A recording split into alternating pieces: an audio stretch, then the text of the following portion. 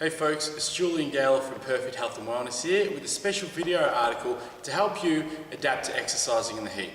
As you've probably noticed, summer is on our doorstep now and we've got some pretty hot days that we're not used to. Sure, we're hitting 24, 28 degrees and we think it's the hottest thing ever, but the warmer days are still coming and we need to make sure we can adapt correctly. Now, exercising in the heat puts a lot more stress on our heart and lungs than it does when it's cooler, because the body's got to work overtime to not only cool itself but to be able to perform in the hotter conditions. It's just like a car. Cars always break down when it's too hot if they're not looked after correctly. Now, the exercise itself usually raises the body's temperature, but now that we're combining that with the warmer air as well, this means the body's got to work harder to dissipate all of this heat. So all the blood actually travels closer to the skin, so I can get rid of the heat instead of going to the muscles which really need it. In turn, this makes the heart have to work overtime to pump more oxygen through the blood so that it's getting its fair share while trying to cool down the body. So that puts a lot of stress on the body. Also, look, if humidity is high, that means that the body doesn't really dissipate heat through sweat, because the body sweats as a cooling system to try and cool the skin to get all the heat out of the body. But if it's too humid, the sweat really doesn't dissipate at all. It just stays on the body and it can't really cool the body down at all. So that's really important to watch as well. If it's really humid, the body's going to be put under even more stress as well.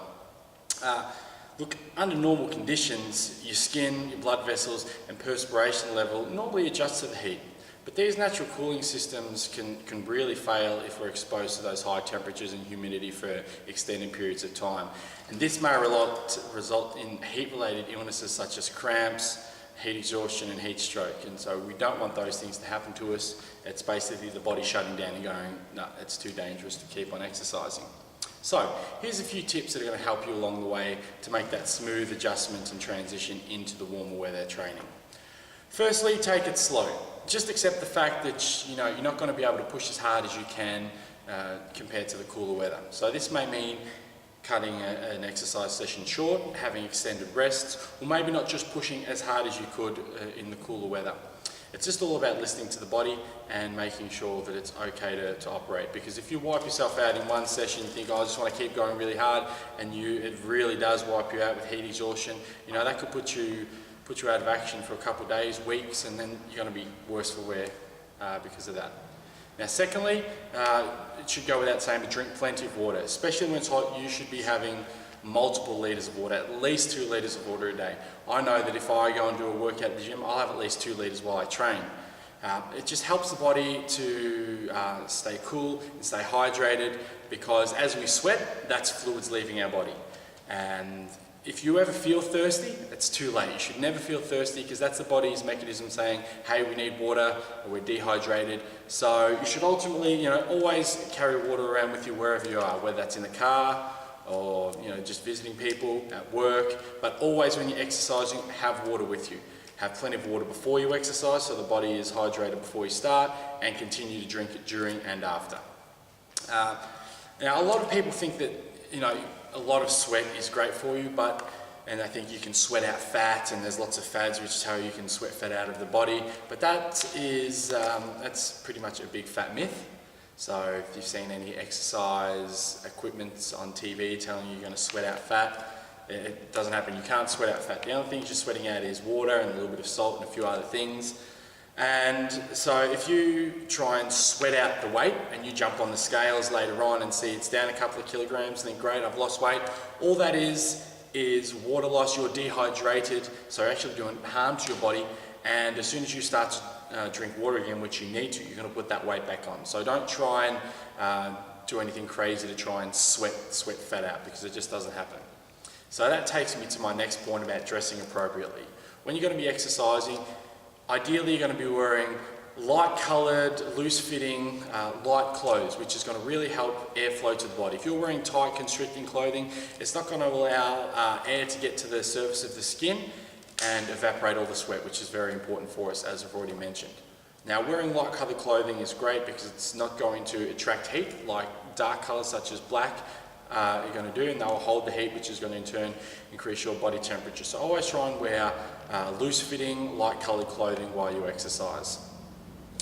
As I said, avoiding midday sun. Try and avoid that because that's the hottest part of the day, and you want to try and stay out of that, because just because it's hotter, it doesn't mean you get a better workout. It just makes the workout harder for you, puts more stress on the body, but usually in the wrong ways. So perfectly, you'd love to be able to exercise in the morning. I always tell my 6 a.m. boot campers that that's the best time in the morning for them to exercise because it hasn't got too hot yet, and they get it out of the way for the day, or alternatively in the evening after it starts to cool off. But really any time during the day, during the early afternoon, should really be avoided, because your quality of performance and your benefit from it is really going to drop, and obviously it's a high risk time for you as well. If you are outside, of course wear sunscreen. Even if you're out there for a little bit, you need to have it on there, because sunburnt skin actually does not help to cool the body at all. It can't sweat as well as healthy skin. So if you sunburn yourself when you're out in the heat exercising, not only are you harming yourself for that session, you're going to be harming yourself for exercise sessions after that, even if it's indoors. Because if you're, as I said, if you've got sunburnt skin, that can't dissipate the heat as effectively as normal skin can, normal healthy skin.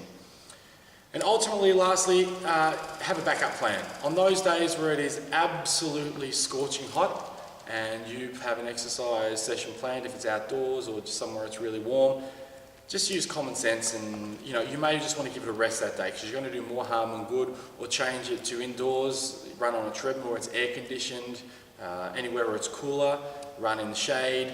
Another thing, running, if you are running, it's really good to run on, say, a dirt track or grass instead of asphalt or concrete, because that really is a hot, warmer surface. You're going to have the surface temperature coming up at you as well.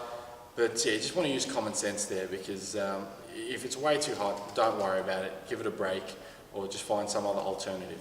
The best alternative is go for a swim. That's a great workout for anyone, and you're going to have a hard time to get heat stroke while you're swimming. So that's it. Hopefully I can help you with your transition into exercising in warmer temperatures. Look after yourself, and if you've got any questions, feel free to email us at info@perfit.com.au. That's about all I've got to say right now. So on behalf of the PerFit team, all the best with your exercise this summer.